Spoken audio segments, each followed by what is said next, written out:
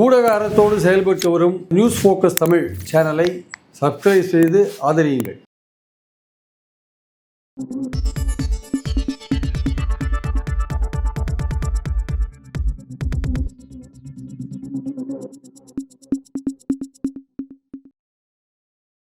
வணக்கம். இன்றைக்கு நம்முடன் அரசியல் பேசுவதற்காக மூத்த பத்திரிகையாளர் திரு பிரியன் அவர்கள் இணைந்திருக்கிறார். அவருடன் பேசுவோம். சார் வணக்கம்.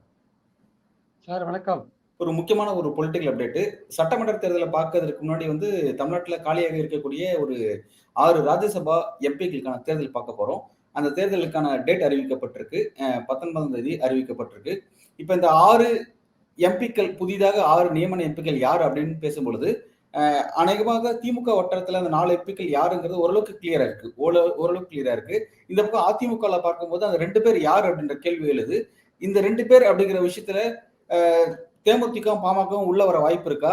அவங்களுக்கு கொடுக்க வாய்ப்பு இருக்கா? இதன் மூலமா என்டிஏ வலுவாக வாய்ப்பு இருக்கா? நீங்க இது எப்படி பாக்குறீங்க? இல்ல, அதாவது இந்த 6 வேகன்சியில திமுக பொறுத்த மட்டும் 4, அதுல எந்த பிரச்சனையும் இருக்கிற மாதிரி தெரியல. ஒண்ணு கமலஹாசன், ஒண்ணு அந்த வழக்கறிஞர் வில்சன், மற்ற 2 ஒண்ணு இளைஞர் அணிக்கு போகலாம், இன்னொன்னு அதாவது ஒரு கிறிஸ்டியன் மைனாரிட்டி கொடுப்பாங்கன்னு சொல்றாங்க. அது எவ்வளவு தூரம் உண்மைன்னு தெரியல. அதே மாதிரி அதிமுகல பாத்தீங்கன்னா 2 வேகன்சி இருக்கு. 2வது வேகன்சிக்கு ஒரு 4-5 ஓட்டு கம்மியா இருக்கு. அது பாமகவோ பாஜகவோ சப்போர்ட் பண்ணாதான் அந்த 2வது வேகன்சி முதல் ப்ரிஃபரன்ஸ் ஓட்லயே வின் பண்ண முடியும். ஸோ அப்படி இருக்கும்போது எடப்பாடி என்ன செய்ய போறாரு?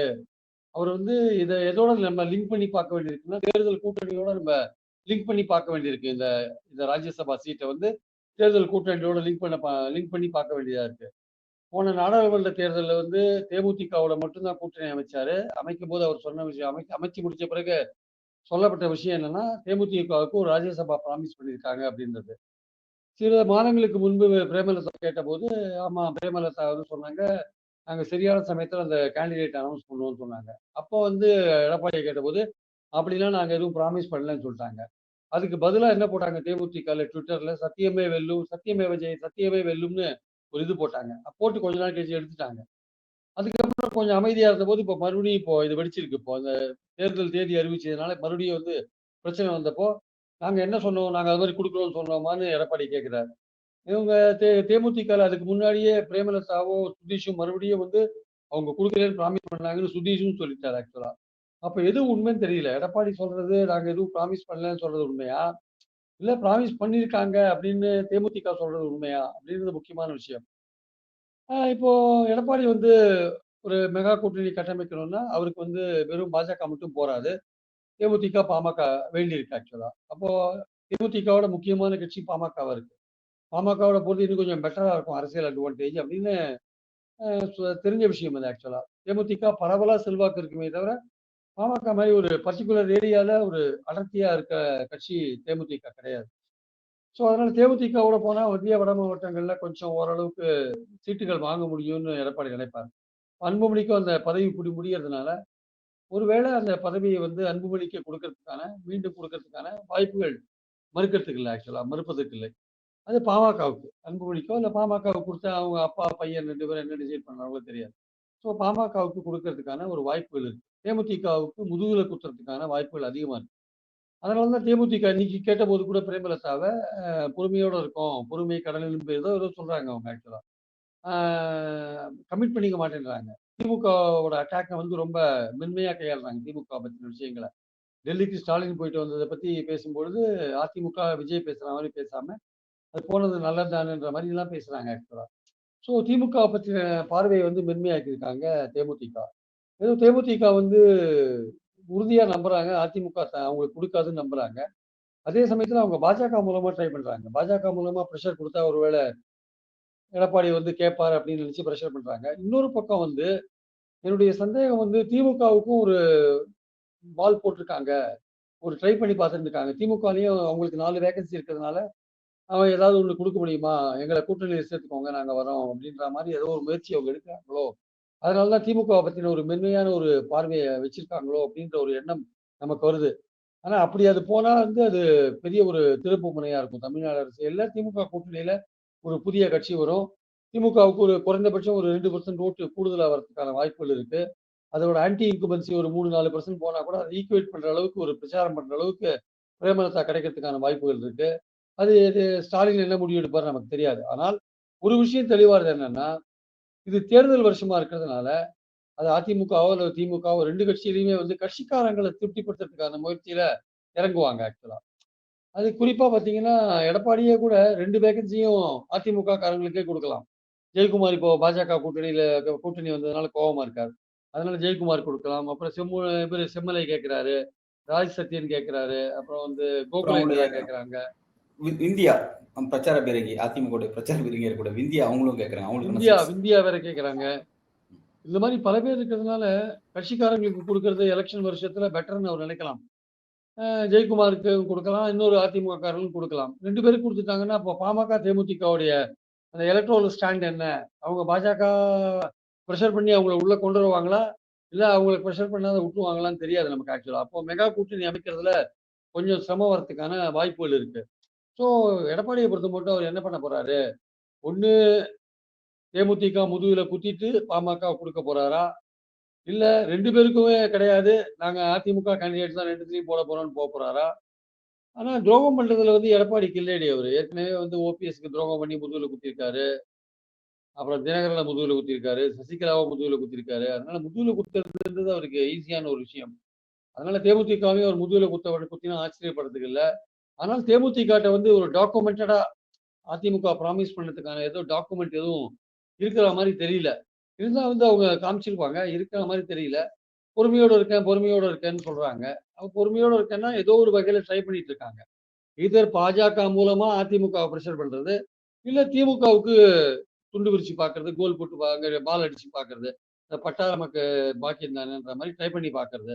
ஸோ அது எந்த கல்லு மா ம கல்ல விட்டு பார்க்கலாம், மாம்பழம் விழுந்தா பெட்டர் அப்படின்னு நினைக்கிறாங்க. மாம்பழம் விழுமா, இல்ல கல்லு தலையில விழுமான்றத பொறுத்து இருந்து தான் பார்க்கணும். ஆனா சார் வந்து இப்ப 26 தேர்தலை பொறுத்த வரைக்கும் திமுக வந்து திரும்பவும் ஆட்சி கைப்பற்றணும் அப்படின்ற ஒரு முனைப்போடு இருக்காங்க. இழந்த ஆட்சியை திரும்ப கைப்பற்றணும் அதிமுக கூட்டணி இருக்காங்க அப்படிங்கிறது புரிஞ்சுக்க முடியுது.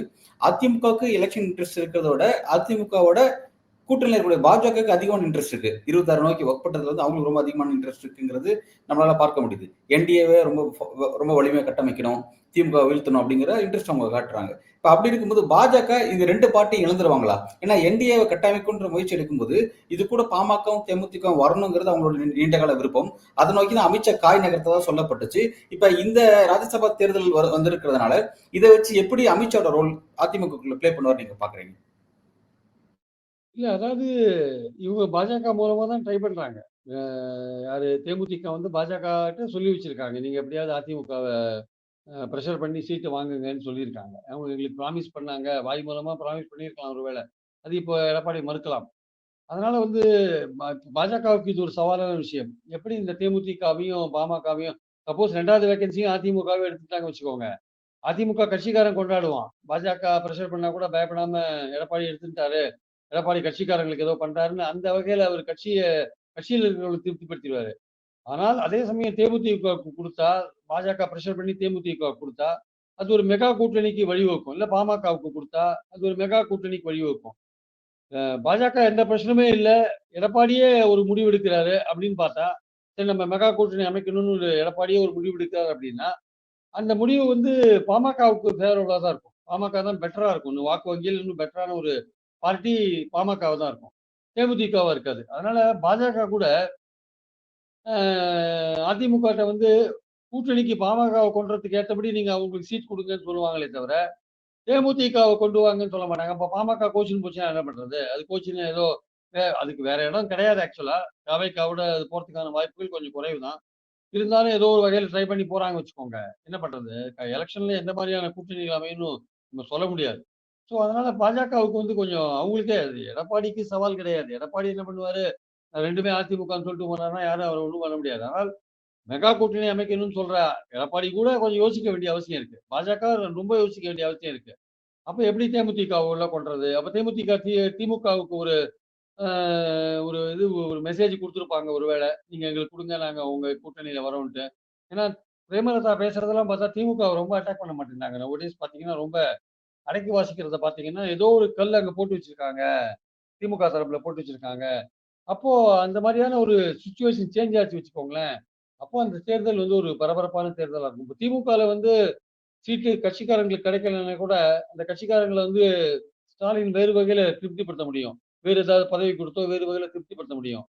ஆனா அதே சமயம் அதிமுக இப்போ கிடைக்கல வச்சுக்கோங்க. 2வது வேகன்சியும் தேமுதிகவுக்கோ, பாமக குடுத்துட்டாங்கன்னா, கட்சிக்காரங்க வந்து திட்டுவாங்க. என்னடா நம்ம கட்சி 2 வேகன்சி 1 குடுத்துட்டாங்க அப்படின்னு. அவங்களுக்கு கூட்டணிய பத்திலாம் கவலை இல்ல. நமக்கு கிடைக்கணும், கட்சிக்காரங்களுக்கு கிடைக்கணும் கிடைக்கணும் தான் அவங்க நினைப்பாங்க. அதனால இதுல ஏதாவது ட்விஸ்ட் வந்து பண்ணணும்னா, அது திமுக தான் பண்ணணும் ஆக்சுவலா. தேமுதிகவ இழுக்கிறதுக்கான முயற்சிகள் அது இருக்கா? இழுத்தா வந்து அந்த கூட்டணியில வந்து இடம் குடுக்கறதுக்கு இடங்கள் இருக்கா? இருக்கிற கட்சிக்கே பங்கிடுறதுக்கு ரொம்ப கஷ்டம். அவங்களே அதிகமா கேட்பாங்க. தேமுதிக ஆமா. வந்தா என்ன பண்றது? இதெல்லாம் ஸ்டாலின் அ அ ஸ்டாலின் அததான் சார் யோசிக்க நானும் வேண்டிய கேட்க அவசியம் இருக்கு. நினைச்சேன். அததான் நானும் கேட்க ஸ்டாலின் நினைச்சேன். இப்ப யோசிக்க வேண்டிய அவசியம் இருக்கு. ஆனால் ஒரு டர்னிங் பாயிண்ட்ட கொண்டாந்து இன்னும் திமுக கூட்டணி இன்னும் வலுவா கட்டமைக்கிறாரு. அ அதிமுக கூட்டணிய பலவீனப்படுத்துறாரு. வெற்றிய வந்து இன்னும் சுலபமாக்குறாரு அப்படின்ற பார்வையில பார்க்கும்போது, ஏன் அத ஸ்டாலின் பண்ணக்கூடாதுன்ற கேள்வியும் வருது ஆக்சுவலா. மத்த கூட்டணி கட்சிகள கன்வின்ஸ் பண்ணி நம்ம கூட அவங்க இருந்தாங்கன்னா, இன்னும் பெட்டரா தானே இருக்கும். அவங்களுக்கு ஒரு 5 சீட் குடுக்க போறோம். நாங்க எங்க இதுலேருந்து வேணா குடுத்துக்கிறோம். ஏதோ ஒரு அட்ஜஸ்ட்மென்ட்ல குடுக்குறோம். ஸோ அவங்க வந்தா என்ன அப்படின்ற மாரியான ஒரு விஷயத்த வந்து கையில எடுக்கிறாரு அப்படின்னா, அ அது வந்து ஒரு திருப்பு முனையா இருக்கும். ஆனா அது திமுக அத எடுக்குமான்றத பொறுத்திருந்து தான் பார்க்கணும். 2ஆம் தேதி, 3ஆம் தேதி அது தெரியறதுக்கான வாய்ப்புகள் இருக்கு. பட் ஆனா ஏன் இதெல்லாம் அதேபோல சார் சொல்றேன்னா, ம். சார் இதெல்லாம் அதேபோல ஏன் இதுல சொல்ல இன்னொரு வேண்டிய அவசியம் வருதுன்னா, பிரேமலதாவுடைய பார்வை வந்து திமுக பத்தின பார்வை மென்மையா இருக்கு ஆக்சுவலா. அத ரைட். வச்சு அத தான் நம்ம புரிஞ்சுக்க இத முடியுது யூகிக்க சார். வேண்டியது. அத புரிஞ்சுக்க முடியுது. அதனால தான் நம்ம இத யோசிக்கணும்ன்றத புரிஞ்சுக்க முடியுது. இப்ப வந்து இந்த இந்த 6 ராஜ்யசபா எம்பிக்கள்ல வைகோவோட பதவிக்காலம் முடிஞ்சிருச்சு. திரும்ப வைகோக்கே குடுக்கலாமா அப்படின்ற ஒரு டிஸ்கஷன் போயிட்டு இருக்கு. ஏன்னா அவருடைய மகன் துரை வைகோ வந்து லோக்சபா வழியா எம்பி ஆக்கியிருக்காங்க. சோ வந்து இப்ப இந்த முறை வந்து அவருக்கு குடுக்க வேண்டாம்.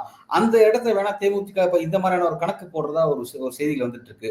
திமுக வட்டாரம்னு சொல்லிட்டு இருக்காங்க. சோ அப்படி வந்துச்சு அப்படின்னா நம்ம அடுத்து கேட்க வேண்டியது என்னன்னா, இப்ப ராஜ்யசபா சீட்ஸ் குடுக்கிறது மூலமா நாளைக்கு சட்டமன்ற தேர்தல்ல சீட்ஸ் எப்படி குடுப்பாங்க? எப்படி வந்து அந்த அந்த விஷயங்கள் எப்படி நகரும் நீங்க பார்க்குறீங்க? அது ஸ்டாலின் எப்படி அந்த நகர்வு வந்து கொண்டு போவார்ன்னு நீங்க பார்க்குறீங்க? இல்ல இப்ப திமுக 4 இடங்கள்ல கமல் வந்து உறுதி. கமல். வில்சன் உறுதி. வில்சன் வந்து கோஆர்டினேட் பண்றாரு. பல கேஸ்லாம் கோஆர்டினேட் பண்றாரு. அவரு உறுதி. மத்த 2 தான். அபிவுல்லாக்கு குடுப்பார்ன்றாங்க. இந்த புதுக்கோட்டை இவரு அவருக்கு கிடைக்குமா இல்லையான்னு எனக்கு தெரியல ஆக்சுவலா மறுபடியும். அப்துல்லாக்கு சொல்றீங்க. அப்துல்லாக்கு அவ் கிடைக்குமா அ இல்லையான்னு தெரியல. அதே மாரி சண்முகம் வந்து தொழிற்சங்க கோட்டால வந்தாரு. இப்ப அந்த கோட்டாவ தூக்கிட்டு இளைஞரணி கோட்டா கேட்கறாங்க அங்க. அது யாருக்கு குடுக்க போறாங்கன்னு உதயநிதி என்ன தீர்மானிப்பாரு தெரியாது. ஸோ பாயிண்ட் என்னன்னா வந்து, அப்படி தேமுதிக ஒரு ட்விஸ்ட் குடுத்து தேமுதிக குடுத்து கூப்பிடுறாங்க அப்படின்னா, வைகோக்கு நிச்சயமா கிடையாது. அதுல சந்தேகமே வேண்டாம். வைகோ கிடையாது. ஏன்னா, இவரு வந்து துரை வையாபுரி துரை வைகோ எம்பி ஆயிட்டாருல்ல. அதனால அவருக்கு குடுக்க மாட்டாங்க இனிமே.